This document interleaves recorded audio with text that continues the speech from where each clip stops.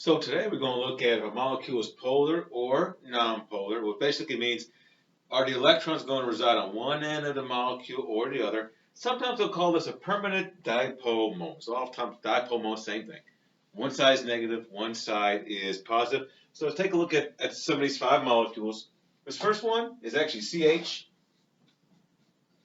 CH3 is actually a chloroform. A couple of things. You want to look at the electronegativity difference between the atoms in a bond. Now, between carbon and chlorine, chlorine is more electronegative. So the electrons are going to move out towards the chlorine. So this is a tetrahedral. So always take a look at the shape. This is a tetrahedral shape. Carbon, hydrogen are considered a nonpolar bond, so electrons are going to be shared evenly. So in this case right here, the electrons are not going to be, or the bonds are not going to cancel each other out or anything like that. So this is a polar molecule, or it has a permanent dipole.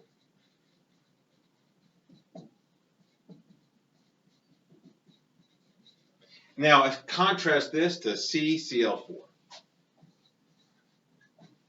In this case now, so again, carbon-chlorine bonds are polar.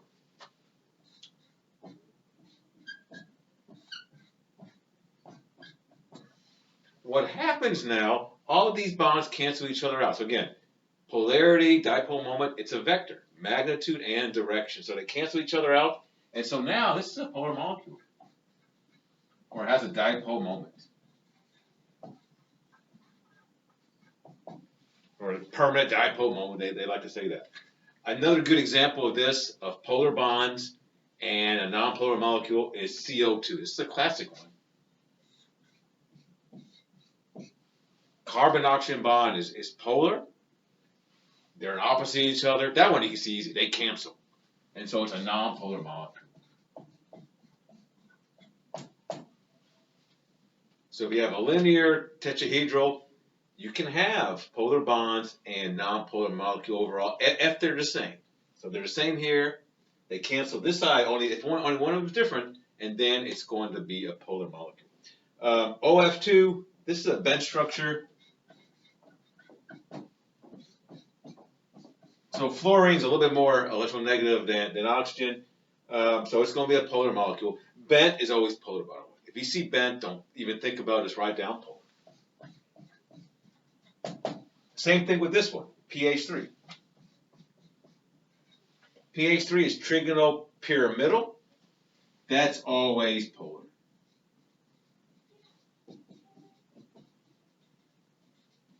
So phosphorus and hydrogen actually have about the same electronegativities. I got a pair of electrons here on the phosphorus. That makes it a polar bond. So electrons are going to reside out towards the phosphorus.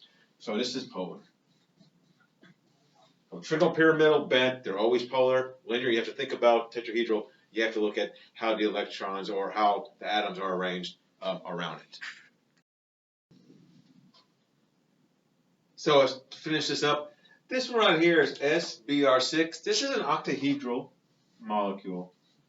For octahedral, if all six of these are the same, it's always going to be a nonpolar. So this is a nonpolar molecule. Sulfur, bromine bond are nonpolar anyway. They're almost the same in terms of electronegativity.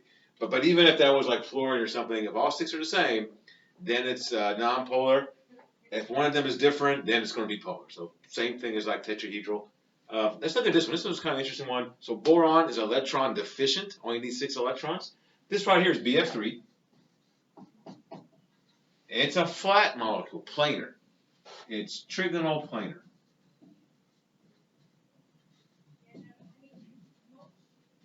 So if I have trigonoplanar, so even though fluorine is much more electronegative than boron, so the electrons move like this, they're going to cancel. And so this is a nonpolar molecule. Now, if I change just one of those, I put a hydrogen rather than a fluorine, they don't cancel. It's a polar molecule. It has a permanent dipole moment.